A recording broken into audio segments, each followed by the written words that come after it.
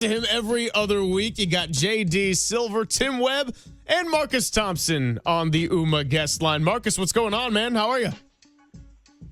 Oh man, I'm enjoying this beautiful Bay Area summer. This is great. Just waiting on LeBron like the rest of the world. Wait, so you're saying that the A's probably would enjoy Oakland a little bit more than a place like where you just were in Las Vegas? I'm just going off the air and the weather, you know? Listen, man, I was riding. They had that little arc up. I'm like, this is really happening. Like, they're really, like, this is happening. But, yeah, they would love, they like the heat. They like the oppressive summer heat. So, sure, they can have at it. Have fun out there. Yeah, I know. I could waste a whole segment on that, but we value your time and your insights. So I'll get over to the Warriors. Look, you don't want to put an excessive amount of stock in Summer League, but to see Yaxel Lendeborg win the championship, be Summer League MVP, certainly not a bad first impression for the number 11 pick. What's realistic for fans to expect from him in year one? So why don't you want to put a lot of stock in it? I say go all in. Buy it up. Well, what else you got? We just looked at the last MVP, and it was Kent Bazemore in 2013, and we're like, okay, maybe we'll slow our roll and before we crown him the next Klay Thompson. I was excited, man. Marcus, I was excited, and he goes, and Greg goes, JD, do you know who the last guy was? And I couldn't. I was like Anthony Randolph or Bellinelli or something, and he goes, that was Kent Bazemore, and I was like, oh, damn, I got to. Well, let me tell you this, though. I hear you. Kent Bazemore played 10 years in the league. He did. And he was at that camp undrafted, a last-minute add-on. So we learned in Summer League that he was an NBA player. And not to mention, we must also remember that Kent Bazemore was the hero of the playoffs that year in San Antonio. He hit the game-winning shot before they blew the assignment in Game 2. Yep. Or Game 1 in San Antonio. It was Bazemore came off the bench and got the game-winning layup before Manu Ginobili broke the hearts. Yeah, Marcus. The three things I remember. I was going to say the three things I remember most from that game would be number 3, Kent Bazemore; number 2, the blown assignment; and number 1, screaming Spurs lady through the television. Screaming Spurs. Oh, boy, yeah. Screaming Spurs lady was insane. I didn't even know that was like a real person. Like, it was crazy, but yeah. Oh, those were the days, 2013, back when the Warriors were a little bit better than the playing team. Yeah, no doubt. So where are you at? I mean, let's get into it. I mean, Yaxel was the MVP of the Summer League. I mean, that's not nothing. We joke about it one way or the other. What does it mean? I mean, is he giving Warrior fans a little something to be excited about going into this year that we haven't seen really from any of their picks? Because, I mean, say what you want. I mean, Kuminga, I think, has been the most talked about, touted, talented prospect that they've had here in the last, let's say, decade. But, I mean, Yaxel's already doing more, at least at this level, than Kuminga did coming in. So, I mean, how excited should people be about maybe the fact they're getting more than the average value of a number 11 pick? I mean, I feel like people should feel pretty good about it. And then, obviously, it depends. Are you expecting this dude to be a franchise savior? I don't think anybody is, though. I think anybody who sees this Warriors team knows, man, they just need players. Like, they need people who can play. And he's clearly somebody who can play. And, like, his disposition, what he's good at, like, his strengths, they kind of fit what the Warriors need in a way that's a bit surprising. He's more of like hey, give me the ball. I'm going to go get a bucket. He's like, he went head up with Cam Boozer in the fourth quarter and just completely outplayed the number 4 pick, like when the game was on the line. And then was talking crazy afterwards, something about, Memphis butts getting tight, right? And you got to be ready for the moment. Like, he's talking Summer League cash out here. And there's a bit of, like, audacity and, skill and length and size that where you're looking like, hey, man, he's going to have some rough spots, clearly. He's got some things to work on. His conditioning was not great. But, man, the dude is going to play. Like, he's going to be a player. and you can feel good about him. I think he'll be starting at some point by this season. Like he'll be a starter. I don't know if he's a starter in March, but they're going to need somebody to eat minutes. He's got good size, and his shot is just better than we thought. Like just how it looks. Now that doesn't mean he's going to go in and hit a percentage, but just looking at the shot, he's got a much better shot than I thought. I feel like get him around some really good players. He's the type of guy that can take advantage of being around good players. Well, and Marcus, I think you could make the case like right now as we sit waiting for LeBron, but LeBron not on the Warriors, I would put him as a projected starter right now. Now, if LeBron comes, obviously maybe that changes. There's still moves that could be made. But if you said, JD, who are the starters right now, I'd say Steph, probably Podziemski, Yaxel, Draymond, and then pick between Porzingis and Horford. One of those two is at the 5, at least as things go right now. What did you make though, Marcus, of his? He does talk a lot. He was very candid about being out of shape and maybe not taking things as seriously as he needed to. What did you think of that candor? Honesty or a little too honest, maybe? Nah, I think first off, he just got to be who he is. And we knew he was a talker. That's what they said. Like, he talks. He's going to get in there and he's going to talk. And if anybody is prepared for a player who talks a lot, it will be the Golden State Warriors fan base. I feel like he's going to talk. He's going to say what it is. And the thing that does, which I respect, is it puts you on watch, right? It makes you accountable. Like, that's the thing about Draymond. He gonna talk, but he needs to talk because that's what motivates him to step it up. And you're seeing another guy. Like, there's no quiet. There's none of that. Like, oh, I'm not gonna say anything. That's kind of the Warriors' way. They need some dogs. Like, they need that. They needed Pat Spencer, yelling and cussing at the other. Like, that stuff matters to the Warriors. But a little bit more than every other team because their disposition is just kind of passive. So I think he's definitely going to talk a lot. He's going to talk too much for a lot of people. He's going to say things out of turn. But it's also going to put him in position where he's got to back it up. And when he doesn't back it up, he's going to say it. And I just feel like the Warriors need more of that than they don't. Talking to Marcus Thompson on the UMA guest line as we move into the 1 o'clock hour here shortly. Do you think Draymond was bothered by Yaxel's confidence when he spoke about that whole pitch to LeBron on his podcast? And he's like, yeah, training camp will be here soon. You'll learn kind of thing. Nah, I don't think he's bothered. I think Draymond and these old heads just feel like rookies need to come in with a certain disposition, right? And he's just like, I think it's a bit entertaining. He's dealt with this before with Jordan Poole. These rookies who just come in with swag and with like talking. And Kuminga was that way privately. He wasn't that way publicly, but privately he came in with confidence. So I think there's a bit of Draymond starting this process of relationship building by putting the young guy in his place, right? But that's what I like about Yaxel. He won't be easy. He won't shut up. Like, he sounds like the type who's going to listen, but he's just not going to take everything you dish him. He's going to fight back. I think Draymond can sense that, and I think they'll find a little competitive kindred spirit. I also feel like he ain't somebody you just swing on either, right? Like, so it's not like I think Draymond knows that. Like, he's not in danger of that because this is the guy who can take it. He'll dish it. He'll take it. It's good. You don't have to worry about him being too sensitive or not really able to, get over it. Like, I think we're starting to see this thing develop. And the one guy who's going to be in Yaxel's ear, we already know how this is going to work. It's going to be Draymond. Draymond's going to be the one helping him. So I think all of this is just typical Warrior stuff, except this guy isn't a typical Warriors rookie. Where do you stand on LeBron right now? It seems like things are shifting around. The Warriors are now on the outside looking in, apparently. Not saying I necessarily buy it. Do you think this is LeBron more controlling the news cycle right now, or do you think he feels like there are a bunch of incomplete options and he's waiting for something that puts him over the top in one place or another that says, all right, that's the move now? Man, I think I believe Rich Paul when he says like nobody has to do anything else. Like they've done Okay. what they can do. Like there's no need for Rich Paul to just offer that if it wasn't true.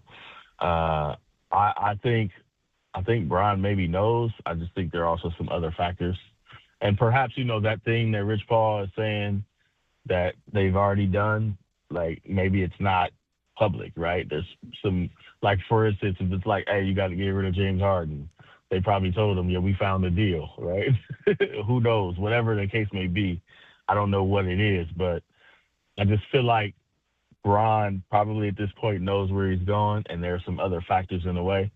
And I do think one of the factors is like picking the right time to say when this is happening. So he owns the cycle, he owns the news, he owns the moment, and I mean, it's probably going to be true whenever he says it. But like these are professional narrative, managers, right? Like so. I think Brian might know where he's going. So I don't know what else could be said by the Warriors to get him there. He's either going or he's not. And in the end, I'm the way I'm leaning, and just from hearing the scuttle, I just think he goes east. In the end, I think he ends up going east. I'm not counting out the Warriors, but it's just a lot of information out there, and you just hear a version of Cleveland, Miami, or Philly, and the Warriors sound like the outside, like the underdog. Like that's what it is. But I don't trust any of this stuff because it's all chaos. It's all like speculation and nobody knows. Every rumor conflicts the next, right? Every single, like every other day. And then like tomorrow, like Polly Market will post the Warriors are the favorites again. Warriors like, are surging, Marcus. They're surging. It's like, I don't know. Like I mean, seriously, if some sponsorship deal came out of this, right? Like, would you be surprised if this was all, like, oh, this was all, a whole thing was for iron, right? like it just, I mean, Yaxel already shouted out the Warriors sponsor in Summer League. Like, this stuff is all being co-opted by, corporations and stuff. So I don't know. I have no idea. But to me, there's another factor. I think LeBron might know, and now ducks are being put in a row for whatever other factors in the mix. That's my best guess. Well, while we're on this train of speculative questions, we talked to Jovan Buha yesterday, and he brought up how LeBron at the end of the season for the Lakers last year was like, I've never been a third option before. So I almost wondered if going back to Clay and the end of his time in the Warriors, do you think that this could be a case of what Clay felt at the end of his Warriors tenure, which is that LeBron's not unwilling to take on a lesser role, but he was unwilling to do it with that team. He's probably fine being a third option as long as he doesn't have to deal with it with the Lakers where he signed 8 years ago. Yeah, I think the first two options are a big factor, right? And, like, Clay felt like, hey, man, these youngsters aren't, like, better than me, In Clay's mind, Podziemski's is not better. And before that, Jordan Poole wasn't better. So I think it's a matter of who is that option. If you're LeBron James, it's like, all right, I got you, Luka, but you're not about to have me play a second fiddle to Austin Reeves, right? If I'm going to play second fiddle, it needs to be somebody like I understand. I think that's a big part of it. So, if he ends up at a place and the first two ahead of him are clear, then I think, all right, LeBron will be fine with that. If it's not clear, he probably won't go. But in the end, LeBron's best, the way he's operated, the reason he's the all-time leading scorer, because he's got the ball. You know what I'm saying? Like, he's got the ball. And he could, like, Luka can get him off the ball, but it's got to be somebody that's worthy to get him off the ball. Like, he's just not going to come in and be like a perennial slasher. Like, he'll do it, but he's still like, hey, you got to – those two people, for him to be third person with the ball in his hands, they better be pretty good. All right, so my follow-up is, where does Jimmy Butler fit in that hierarchy? I think in that situation, Jimmy Butler is good enough to be off the ball, right? And that's a situation where I don't think Steve Kerr is going to say, hey, I need you over in the corner, Bron, because Jimmy Butler is running the offense. Like, I don't think Jimmy's saying it. I think if anything, it'll be more like, hey, we'll switch on and off, but like fourth quarter, the ball is in Bron's hand. Like, and we see Jimmy play this role with Steph as the primary ball handler, with Draymond as the primary ball handler, and he's in the post, like punishing some guard. Like Jimmy can do it all. I think that's why it fits. But in the end, I think no matter how it shakes out when he's with the Warriors, the ball will be in LeBron's hand at the end of the game. Like that's the one thing the Warriors offer. And the other guy, while he's got the ball, is Steph Curry, drawing all the attention away from him. Like, so from a basketball perspective, that kind of fits. I don't think there's anything on the Warriors that stops LeBron from having the ball. I think in LA, it was Austin Reeves, it was Luka, and I just don't see him being okay with Austin Reeves. All right, Marcus, I'm going to put you on the spot here. You can have one Bay Area reunion right now. Debo Samuel back on the 49ers or Klay Thompson back on the Warriors. Which one would you choose? Which one's the most beneficial to their squad? Well, I would definitely say Debo to the 49ers is most beneficial because Christian McCaffrey needs that. And with Brandon Ayuk in the twilight zone, right, and Juwan Jennings now, not, on the 49ers, like, they could use Debo. They could use his gravity and his threat. And, it's an actual, like, reunion. I think Klay would be the more fulfilling one because of what he means to the Bay. Say what you want about Debo and 49ers. Debo is not close to being a significant figure in the Bay as Klay Thompson. So Klay coming back in a different role would do the thing that having LeBron there would do. It would drum up enough nostalgia to make you enjoy what might be mediocrity. You know what I'm saying? It would help assuage the disappointment from, if they don't have a good year. And I actually think Klay will be a good fit if he is fine with the role because, he does have he has some moments where he still makes open shots. It's when he starts doing other stuff and having to do too much when he gets a little awry, but he's going to make some open shots, and there's nothing else he's going to make defenses guard him from out there. So I think Debo makes the most sense, like, as far as, like, boosting of the team. But from a Bay Area perspective, Klay coming back to the Bay, especially single Klay coming back to the Bay, what? That's funny. Yeah, look, be on the lookout, ladies. But no, do you think we're still a year away from maybe that? Like, is it still too soon? I guess is the way that I really wanted to phrase that for Klay to come back. It feels a little too soon to me. I feel like one more year, next year, this time, it could make more sense to have that final year, whatever it is. Is it too soon still? Yeah, I think it's too soon because it's too soon for Klay. Yeah. It's too soon for him to take the minimum, right? It's too soon for him to take a lesser role, which wouldn't be, like, he wouldn't be a starter. He probably wouldn't be a sixth man. He'd be a shooting and spacer off the bench. I just think Klay still thinks there's more to him than that, and he's probably right in the right system, the right setup. So I think it's too soon. I think it's gonna be tough to make it anything more than just like something ceremonial, because their years as contenders, as viable, like, hopefuls are diminished. So, not to mention, like, Klay's game. So, like, next year after that, it's become ceremonial. I think there's a window now where if they had made some moves and got themselves, like, if they end up getting LeBron and now Klay comes in, where it could have some bite to it, where it's not just ceremony. But I think we're getting close to the part where it's just going to be ceremony. But also Klay is the prideful man who's still not going to be like, all right, you were right. Like, he's not. He still got something to prove. He probably still wants to get to the playoffs. Still wants to have some big moments. Like, it's gonna be tough. I think we're at least a year or two away from that.